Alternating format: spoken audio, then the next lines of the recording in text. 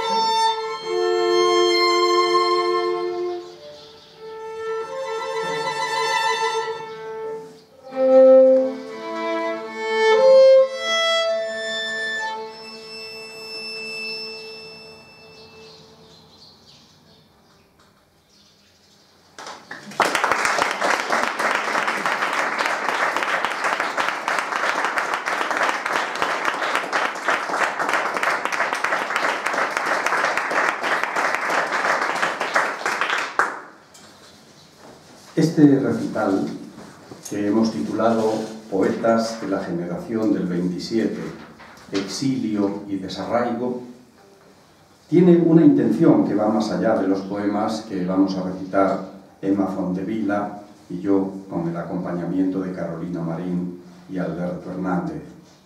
Es un homenaje a 3 generaciones de españoles, tomando el concepto generación en un sentido amplio. la generación de estudiosos, escritores, artistas plásticos, músicos, que conocemos como generación del 27, y la que se dio en llamar la generación más preparada de la historia de España. Actualmente, esa es la generación actual, la que dieron en llamar la generación más preparada de la historia de España.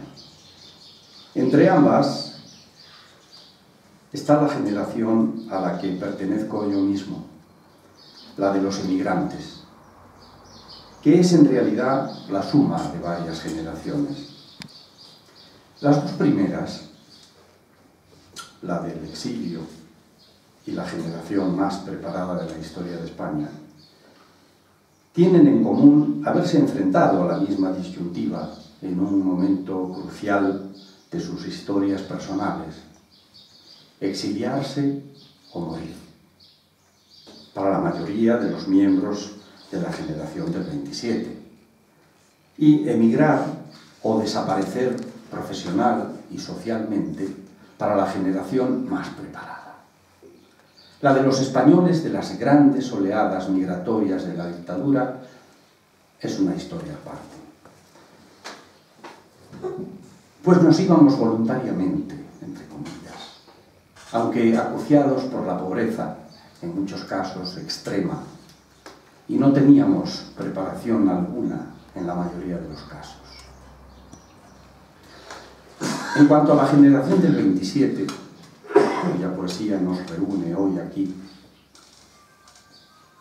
hay tanto que decir que me voy a limitar a enumerar brevemente las circunstancias ya conocidas por la mayoría que los llevaron a convertirse en generación. Fue en el Ateneo de Sevilla, en la clausura de los actos en homenaje a Góngora, que se habían celebrado a lo largo del año 1927, donde coincidieron en diciembre de ese año José Bergamín, Juan Chabás, Jorge Guillén, Gerardo Diego, Dámaso Alonso, Federico García Lorca y Rafael Alberti.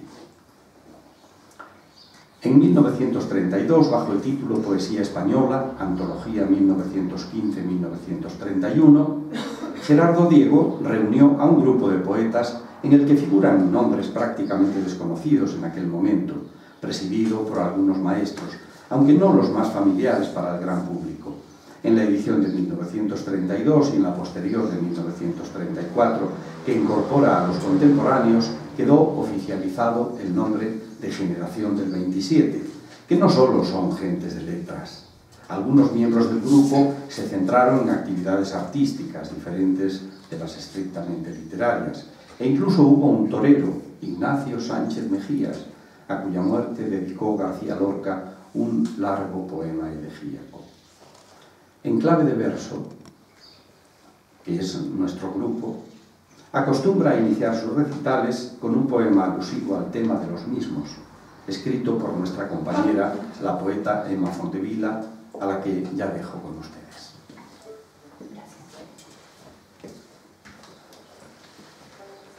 El poema que os voy a leer hoy se llama Fuera del tiempo y guarda una estrecha relación con unas proféticas palabras de la poeta catalana Angelina Gatell, que ha conseguido reflejar en sus magníficos poemas todo el sufrimiento y el horror vividos por ella y por cientos de miles de españoles atrapados en la guerra y en la dictadura de la posguerra. Los versos a que me refiero, los versos de Angelina, dicen: mientras los huesos de los muertos estén en las cunetas, no se habrá terminado la guerra civil. Y este es mi poema.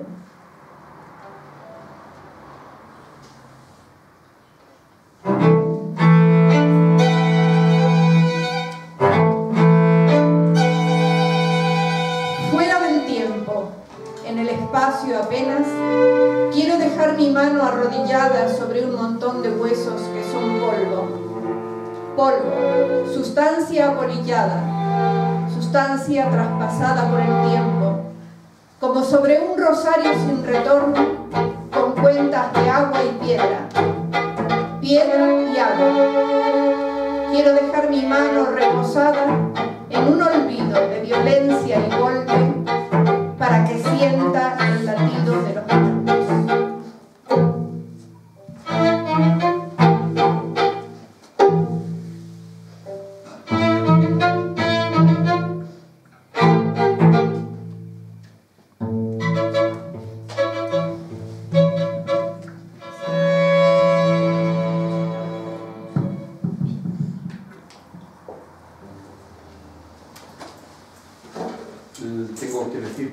música que acompaña a este poema de Emma Fontevila la compuso especialmente nuestra compositora privada, Carolina Marín, como también compuso la música de algunos, de la mayor parte de los poemas que vamos a recitar, y en algunos casos simplemente son arreglos de melodías que todos van a conocer, pero las que no son autoría de Carolina.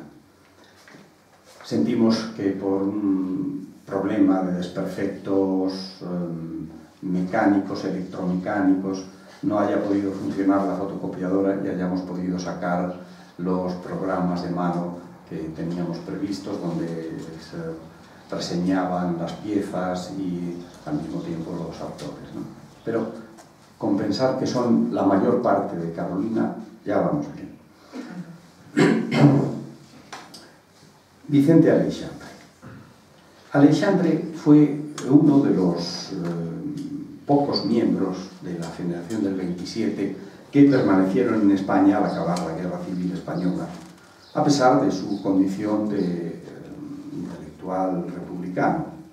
Pero, como si se hubiera marchado con sus compañeros expatriados, escribió hermosos y tristes poemas en los que canta a una tierra que considera perdida. A Aleixandre se lo ha llamado el poeta del amor. Él identifica a la persona amada con el universo, de forma tal que amar es diluirse en la naturaleza. Por lo demás, su poesía se mueve entre dos polos, el amor y la muerte. El poema, Después del amor, servirá para ilustrar lo que he dicho.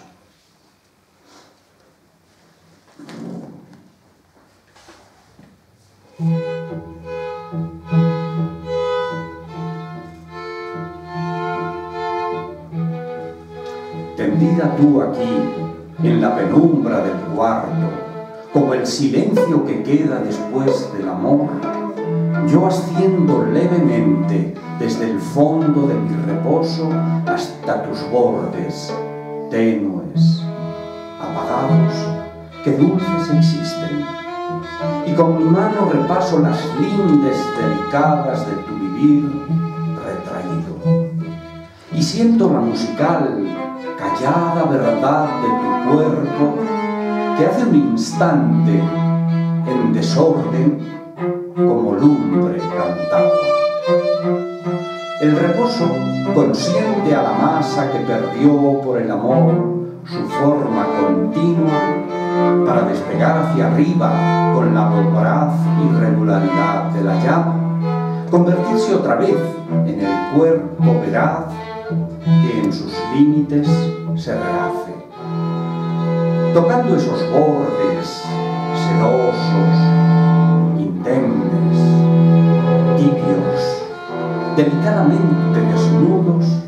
Se sabe que la amada persiste en su vida, momentánea destrucción del amor, combustión que amenaza al puro ser que amamos, al que nuestro fuego vulnera, solo cuando, desprendidos de sus lumbres deshechas, la miramos, reconocemos perfecta, cuajada, reciente la vida, la silenciosa y cálida vida que desde su dulce exterioridad nos llama. Y aquí el perfecto vaso del amor que colmado, opulento de su sangre serena, dorado reluce. Y aquí los senos, el vientre, su redondo muslo, su acabado pie. Y arriba los hombros, el cuello de suave pluma reciente, la mejilla no quemada, no ardida, cándida en su rosa nacido, y la frente donde habita el pensamiento diario de nuestro amor, que allí lúcido vela. En medio, sellando el rostro nítido que la tarde amarilla caldea sin celo, está la boca fina, rasgada, pura en las luces. Oh, temerosa llave del recinto del fuego, rozo tu delicada piel con estos dedos que temen y saben, mientras pongo mi boca sobre tu cabellera apagada.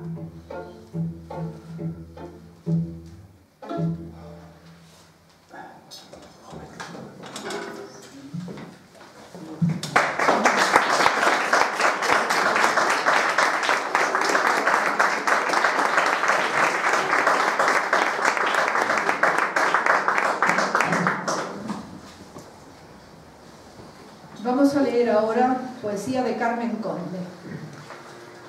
Toda la poesía de Carmen Conde se articula sobre la base de una tensión interior que aflora a través de la pasión por la vida y el sentimiento amoroso. Algunos críticos destacan, además de la sensualidad, su actitud rebelde. Estaríamos ante la autenticidad y la pasión de una inspiración incontenible.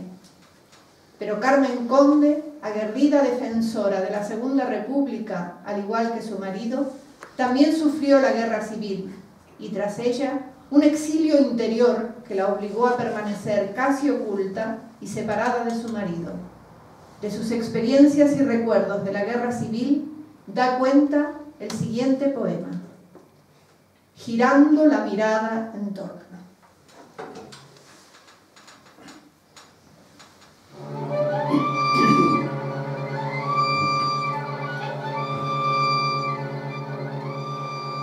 Nos iremos llevando las voces con nosotros. Para ensalzar al mundo ya no nos sirvieron. Algunos las cogimos de antorchas. Señalamos oscuros precipicios, tumbas de asesinados, flores y hasta el temblor de la fresca lluvia. Han llegado los días que obligan al silencio. Los muertos nos lo piden, a tiempo que despeñan su voz que ulula sombras. Se quedan sin auroras las márgenes floridas, sin dulce ensalzamiento las aguas de los ríos. Adolescentes hombres, las vírgenes, las aves transcurren sin sonrisas, ausentes de la gracia que separaba antes para loar sus vidas. Todos los océanos engullen vorazmente los mundos que los hombres descubren desde el cielo. Abismos sin descanso consumen a oleadas, criaturas y criaturas tumultuosas, vivas, que el hierro se incorpora haciéndolas su presa. No queda ya quien cante, quien suene, quien medite. En todos los umbrales cuajaron despedidas. Las madres están huecas como campanas negras que tañen siempre a muertos sin entierro.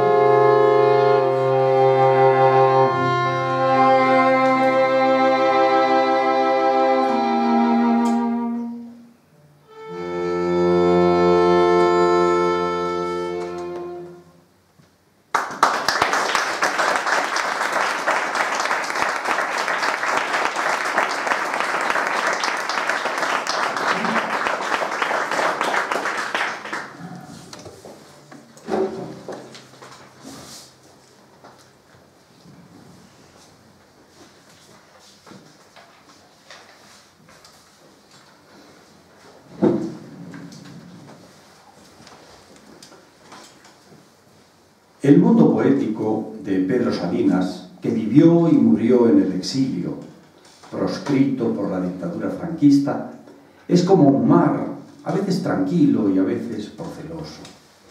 En su producción se pueden distinguir tres etapas: la de la poesía pura, la genuinamente amorosa y la reflexiva o filosófica. De su segunda etapa y del poemario La voz a ti de vida, que tuvo una profunda influencia en la poesía española, son los siguientes versos. luz de la noche.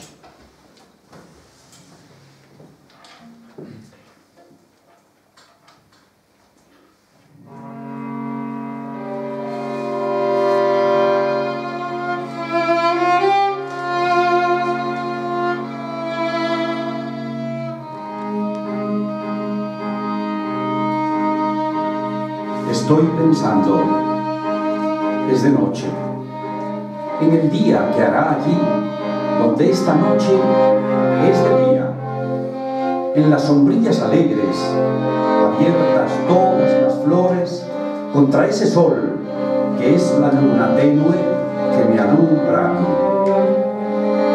Aunque todo está tan quieto,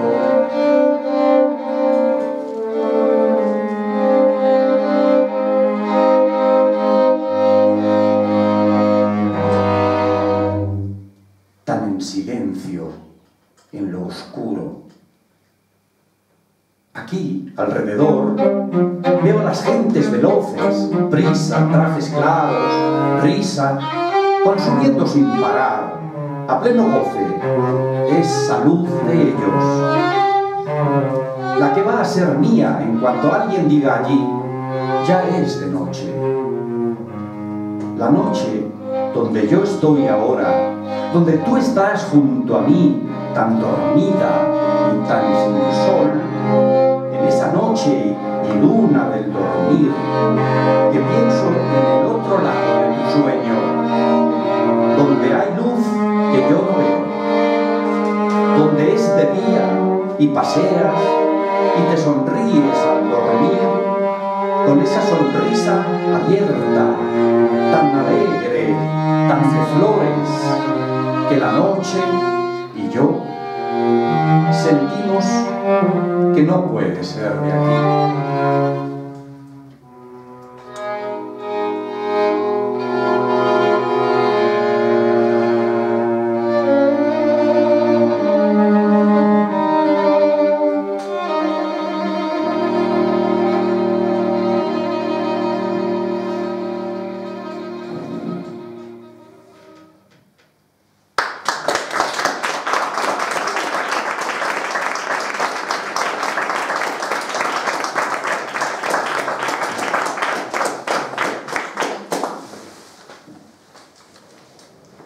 Miguel Hernández es un poeta y una persona excepcional por muchos motivos, pero sobre todo por su extraordinaria calidad humana, que se trasunta en toda su obra poética y en su corta trayectoria política que truncaron con su muerte en las cárceles de la dictadura franquista. Tras una breve etapa dentro del surrealismo, su poesía se hizo más social y manifestó a las claras un compromiso político con los más pobres y los desheredados, pero sin dejar de lado el compromiso afectivo con su compañera de vida ni con el hijo que nunca tendría padre.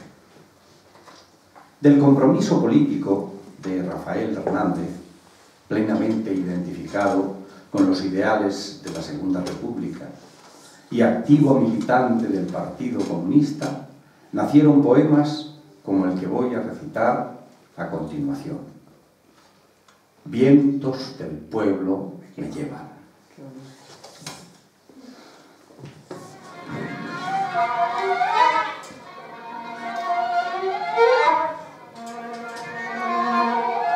Vientos del pueblo me llevan, vientos del pueblo me arrastran, me esparcen el corazón y me aventan la garganta.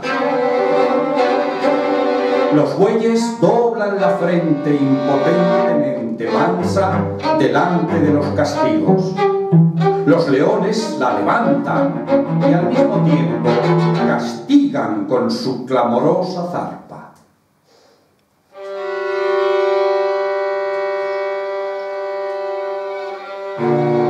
No soy de un pueblo de bueyes, que soy de un pueblo que embargan yacimientos de leones, desfiladeros de águilas y cordilleras de toros con el orgullo en el asta.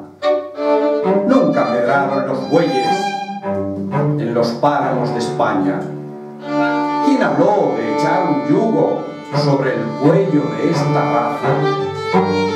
¿Quién ha puesto al huracán jamás ni yugos ni trabas?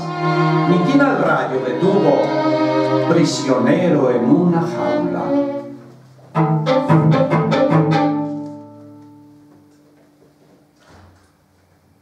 Asturianos de braveza, vascos de piedra pintada, valencianos de alegría y castellanos de alma, labrados como la tierra y airosos como las alas, andaluces de relámpagos, nacidos entre guitarras y forjados en los yunques torrenciales de las lágrimas, extremeños de centeno, gallegos de lluvia y calma, catalanes de firmeza, aragoneses de casta, murcianos de dinamita frutalmente propagada, leoneses, navarros, dueños del hambre, el sudor y el hacha, reyes de la minería, señores de la labranza, hombres que entre las raíces, como raíces gallardas, vais de la nada a la nada, vais de la vida a la muerte. Yugos os quieren poner, gentes de la hierba mala, yugos que habéis de dejar rotos sobre sus espaldas. Crepúsculo de los bueyes. Está despuntando el alba.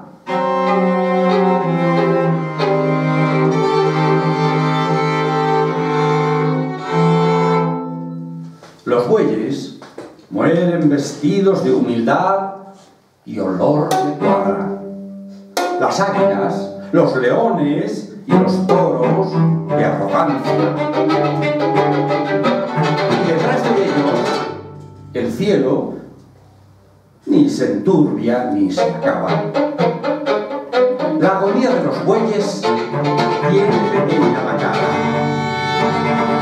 La del animal varón, toda la creación agranda.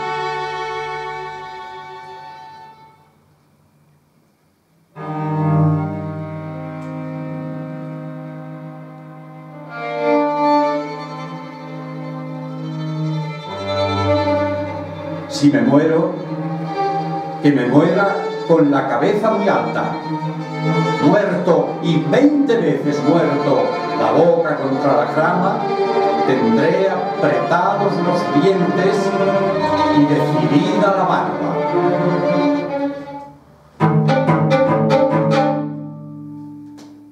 Cantando espero a la muerte, que hay ruiseñores que cantan encima de los fusiles y en medio de las batallas.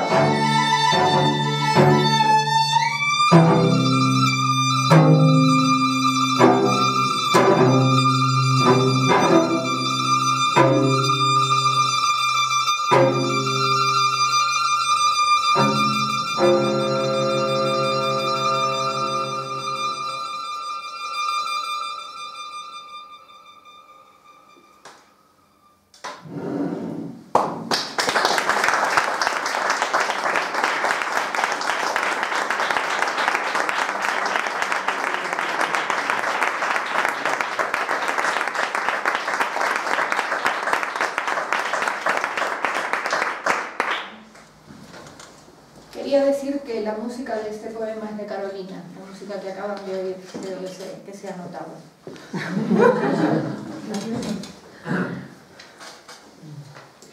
Ernestina de Champurcín es la poeta desconocida de la generación del 27. La figura de Juan Ramón Jiménez tuvo una importancia vital en el desarrollo de Ernestina como poeta.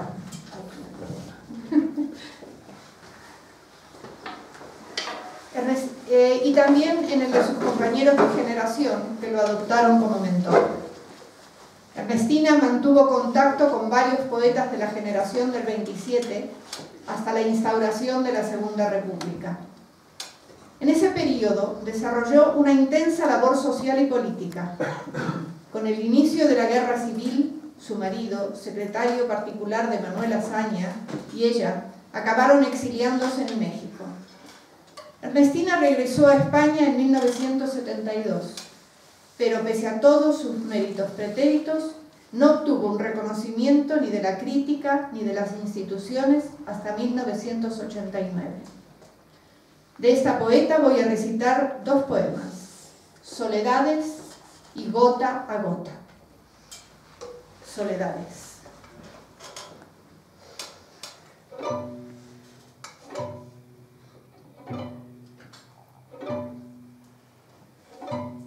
Todas las soledades, grises víboras, muerden la duda que taladra mis sienes abatidas. Nadie finge camino en torno de mis plantas, que repliegan, medrosas, su impulso derrotado. Soledad de mi frente, un residuo de sueños la empolva de ceniza. Qué siniestra bandada de ideas en delirio entrega al huracán su pálido plumaje. Soledad de mis labios, escondida zozobra de los besos en flor que no abraza el estío. Nostalgia de capullo condenado a vivir su eterna adolescencia. Soledad de mis manos, inefable tortura del gesto que se duerme en trance de caricia. ¿Para qué la ansiedad que entreabre mis palmas si adhieren a su curva inútiles vacíos? Soledades que cercan con límites de hierro la expansión luminosa y frágil de mi vida. Rompe tú las amarras que me retienen, muda, en el hueco sombrío de mi rincón doliente.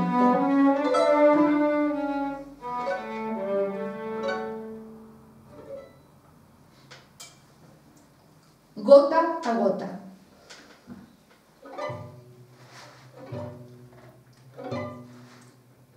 Hay algo, gota a gota, que nos llena el vacío. Hondones del deseo. ¡Qué colmo de esperanzas!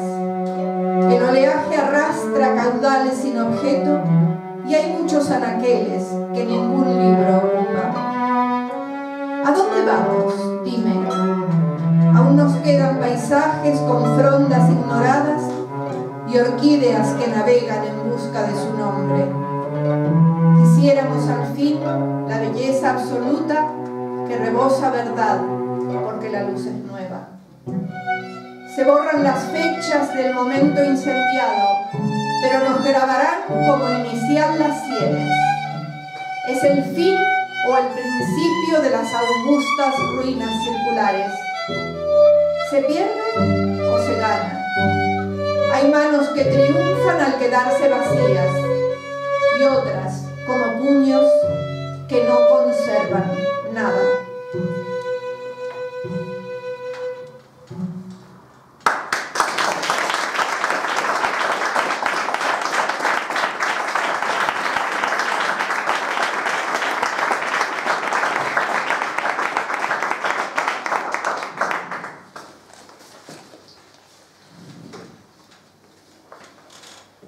En uno de sus viajes por el norte de España, Gerardo Diego, natural de Cantabria, como muchos sabréis, llegó al monasterio de Santo Domingo de Silos en el verano de 1924, concretamente al atardecer del día 3 de julio, y allí permaneció 24 horas solamente. Aquella misma noche escribió Diego en su celda un soneto que expresa de manera sencilla y espontánea todo ese mundo de dimensiones trascendentes que la contemplación del ciprés había despertado en su ánimo. El ciprés de Silos.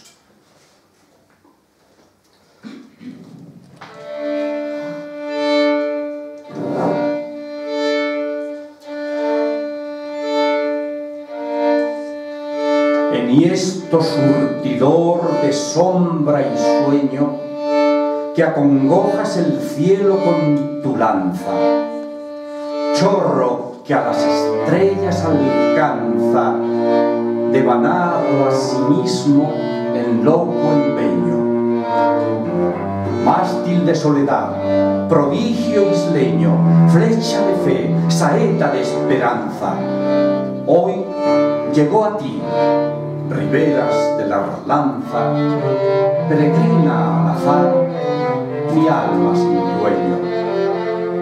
Cuando te vi, señero, dulce, firme, qué ansiedades sentí de diluirme y ascender como tú, vuelto cristales, como tú, negra torre de arduos filos, ejemplo de delirios verticales, mudo ciprés en el fervor de Silos.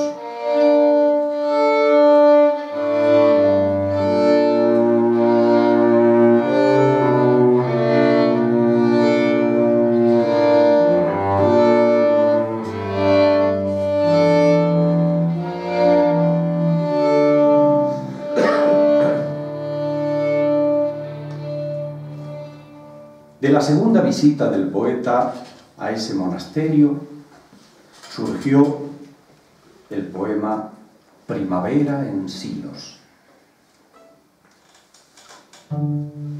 Ahuyenta el sol los delicados hilos de una lluvia viajera, y pregonero del hondo y fresco azul, un novillero ruiseñor luce su primor de estilos.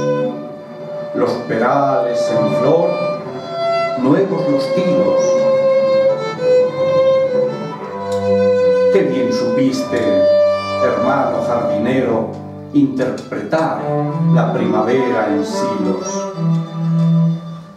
Ay, santa envidia de haber sido un monje, un botánico, un mínimo calonge, frescor de azada y luz de palincesto, y un anónimo y verde día, cuando Dios me llamase, hallarme de su bando y decirle: bien sabes que estoy presto.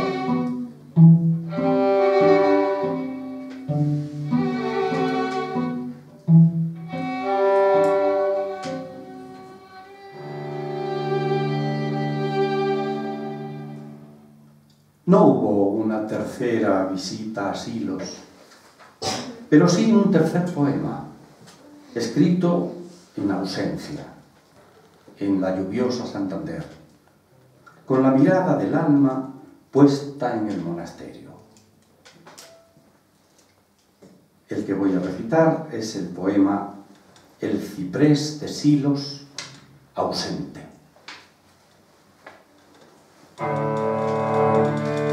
Cielo interior, tu aguja se perfila, oh Silos del silencio, en mi memoria, y crece más su llama, ya ilusoria, y más se pule y esmerila. Uso, ya sombra, que mi sueño oscila al sueño de la rueca, claustro, honoria, rueda el coro de estrellas por la historia, y aquí en mi pozo tiembla y escintila. Ciprés, clausura y vuelo, norma, eje de mi espiral espíritu rodando, la paz que en tus moradas se entreteje. Quiero vivir, morir, siempre cantando, y no quiero saber por qué ni cuándo. Sálvame tú, ciprés, cuando me aleje.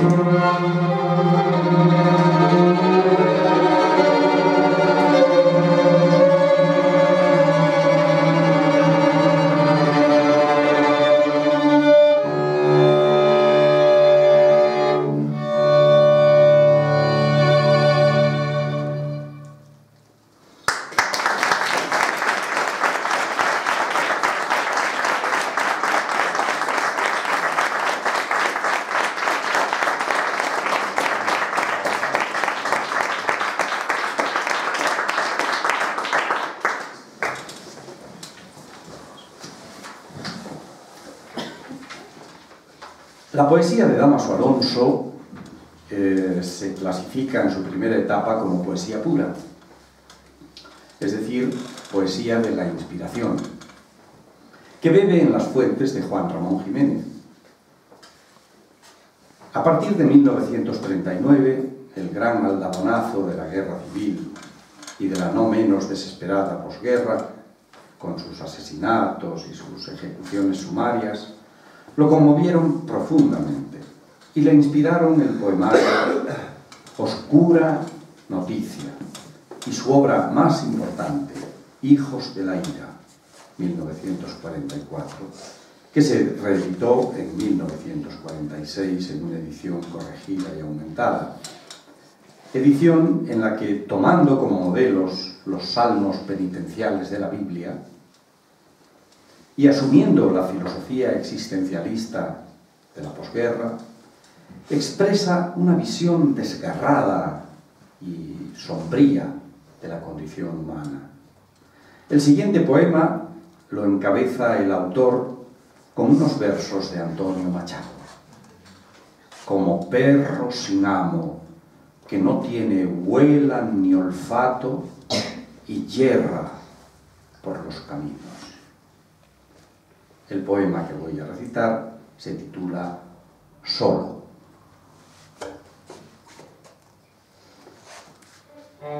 Hiéreme, sienta mi carne tu caricia destructora. Desde la entraña se eleva mi grito y no me respondías. Soledad absoluta. Solo. Solo. Sí, yo he visto estos canes errabundos allá en las cercas últimas, jadeantes, huir a prima noche y esquivar las cabañas y el sonoro redil donde mastines más dichosos no ignoran ni el duro pan ni el palo del pastor.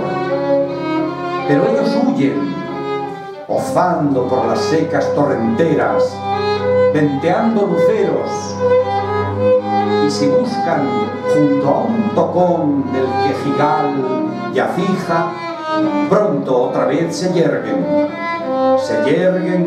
y avizoran la hondonada de las sombras y huyen bajo la indiferencia de los astros entre los cierzos finos.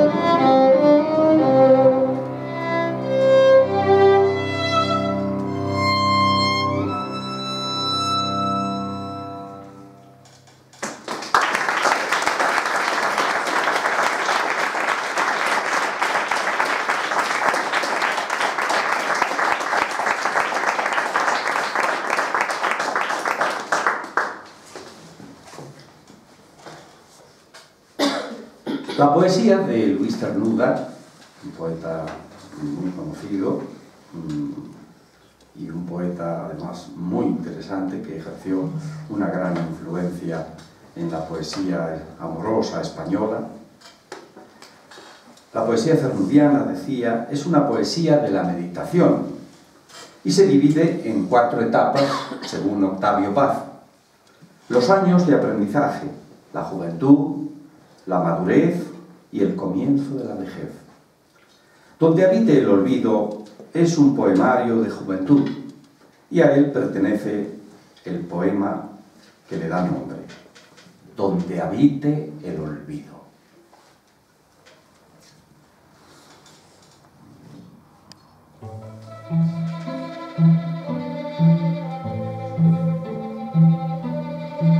Donde habite el olvido, en los vastos jardines sin aurora, donde yo solo sea memoria de una piedra sepultada entre ortigas, sobre la cual el viento escapa a sus insomnios, donde mi nombre teje al cuerpo que designa en brazos de los siglos, donde el deseo no exista.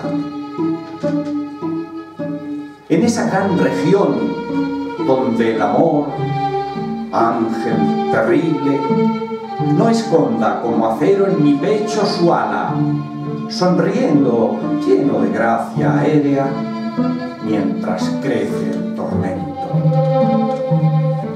Allá donde termine este afán que exige un dueño a imagen suya, sometiendo a otra vida su vida, sin más horizonte que otros ojos, frente a frente.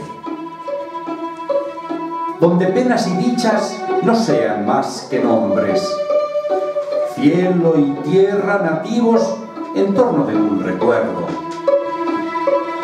Donde al fin quede libre, sin saberlo yo mismo, disuelto en niebla, ausencia leve, como carne de niño. Allá lejos, donde habite el olvido.